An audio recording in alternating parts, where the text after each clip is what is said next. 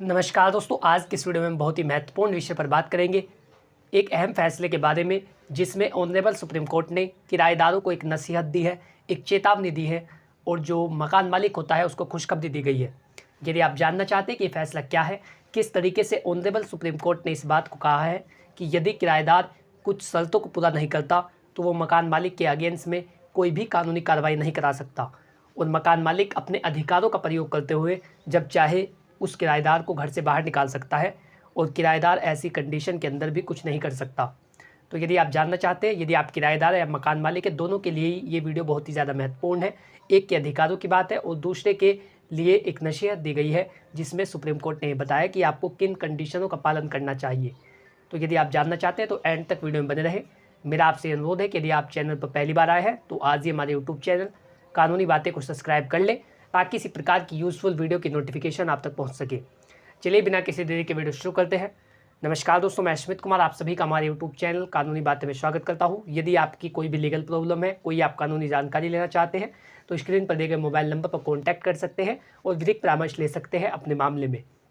दोस्तों, मैं आपको बता दूं कि किराएदार और मकान मालिक के कुछ अधिकार होते हैं और कुछ उनके कर्तव्य होते हैं। यदि वो दोनों अपने अधिकारों और कर्तव्यों का ध्यान रखें तभी जाकर के उनके बीच जो एग्रीमेंट हुआ है वो बना रहता है और दोनों के लाभ सुनिश्चित किए जाते हैं। लेकिन यदि कोई भी अपनी शर्तों से मुकर जाता है या जो शर्तें उसने एग्रीमेंट में लिखवाई है वो उनका ख्याल नहीं रखता या कुछ जो बेसिक नियम है यदि उनको याद नहीं रखता तो मकान मालिक अपने अधिकारों का प्रयोग करते समय जो किराएदार होता है उसको कभी भी जब चाहे अपने घर से बाहर निकाल सकता है।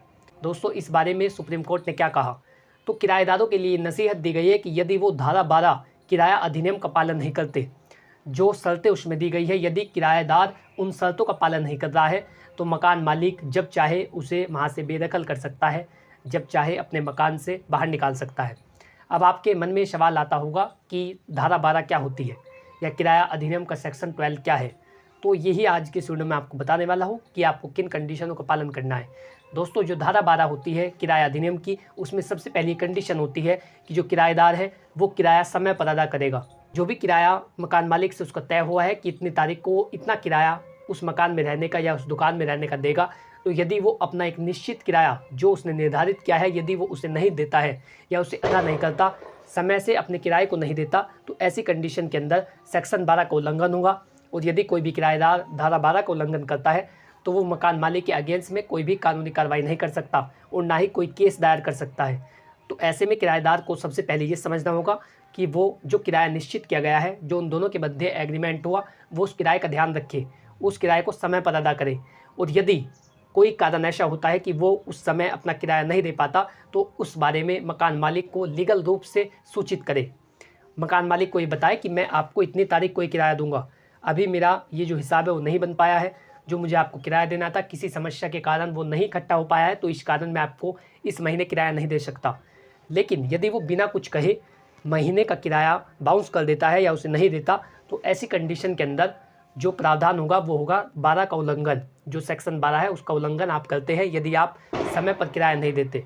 और जब भी कोई किराएदार समय पर किराया नहीं देता है और वो धारा 12 किराया अधिनियम का उल्लंघन करता है, तो ऐसी कंडीशन के अंदर मकान मालिक जब चाहे उसे अपने मकान से बेदखल कर सकता है और इसके संबंध में इसकी बाबत वो कहीं पर भी शिकायत नहीं कर सकता और ना ही कोई केस इस बारे में दायर किया जाएगा कि मकान मालिक ने उसे घर से बाहर निकाल दिया।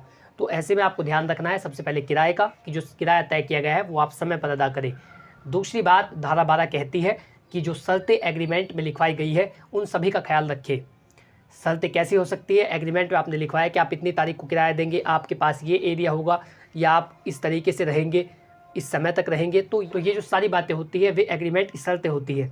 यदि कोई भी किराएदार एग्रीमेंट की शर्तों का उल्लंघन करता है, जो एग्रीमेंट किराएदार और मकान मालिक के मध्य हुआ है और उनमें जो शर्तें लिखी गई है, यदि किराएदार उन शर्तों का उल्लंघन करता है तो ऐसी कंडीशन के अंदर वो किसी भी तरीके के कानूनी संरक्षण पाने का अधिकार खो देता है।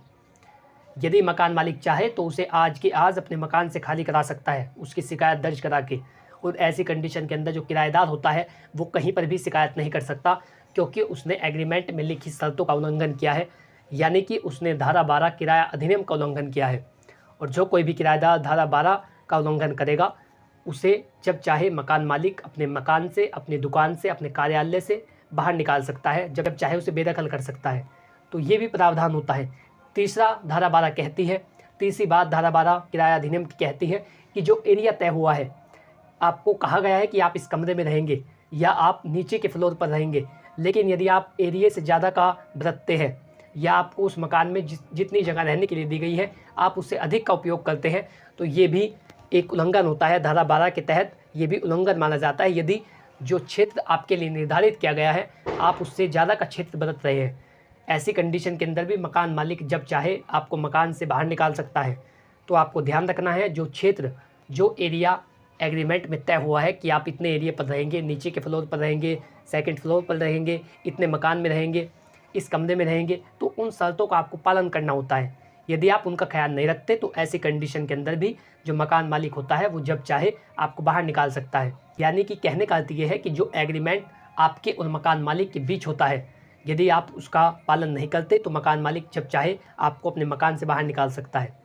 लेकिन यदि आपने उसका उल्लंघन नहीं किया है तो ऐसी कंडीशन के अंदर मकान मालिक का ये अधिकार नहीं बनता कि वो एग्रीमेंट के जो शर्तें निर्धारित हुई है उनके अगेंस्ट में जाकर आपको मकान से बाहर निकाल सके।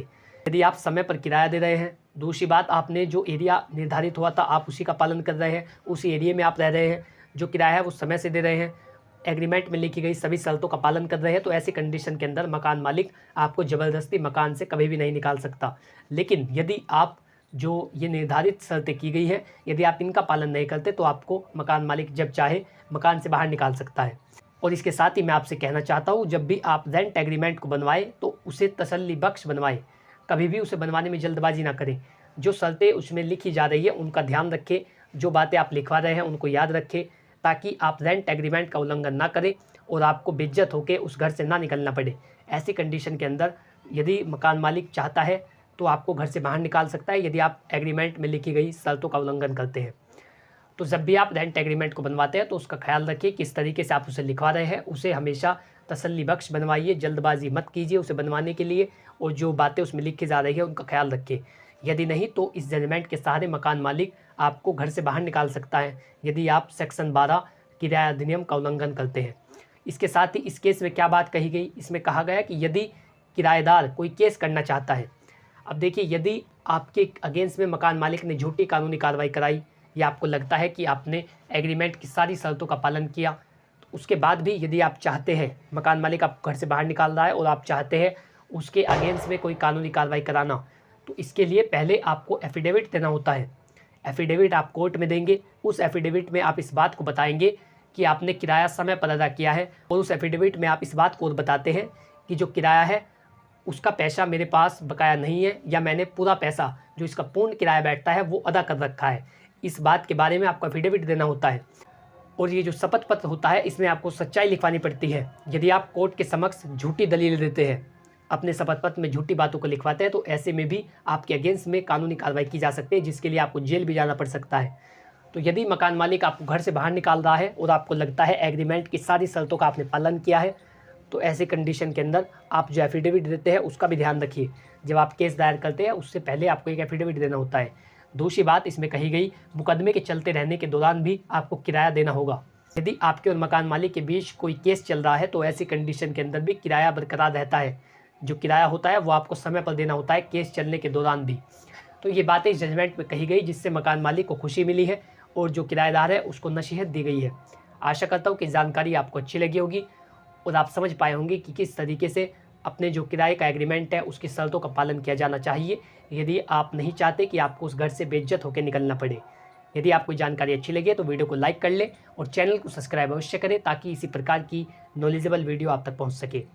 यदि आपका इससे रिलेटेड कोई सवाल है तो आप कमेंट बॉक्स में लिख करके पूछ सकते हैं, मैं जल्दी उसका उत्तर दूंगा। और इसके साथ ही यदि आप कोई विधिक परामर्श लेना चाहते हैं तो स्क्रीन पर दिए गए मोबाइल नंबर पर कॉन्टैक्ट करें, जल्दी आपको उसका भी उत्तर दिया जाएगा। Thanks for watching this video. अपना कीमती समय देने के लिए धन्यवाद।